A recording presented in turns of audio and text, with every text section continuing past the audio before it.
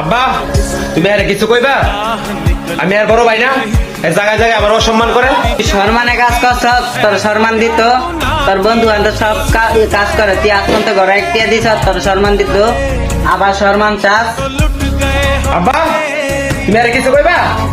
দেখছো তোমার সামনে কি ব্যাপারটি করতেছে, এরকম মাইনের সামনে আবার অসম্মান করে। একটা বড় ভাই না, বেয়াদব, চুপ থাক।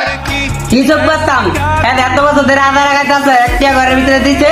আমি ছোট ভাই, একটা ঈদ গেছে, আমার একটা শার্ট না একটা প্যান্ট কিনা দিচ্ছে না, 10 টাকা দিছে, এর গিয়ে একবার সম্মান করতাম। আমি এই দিনে সম্মান করবো যেদিন কাজ করে ঘরে 2 টাকা দিতে রে, তোরে ওই দিনে আমি ভাই ভাই ডাকবো।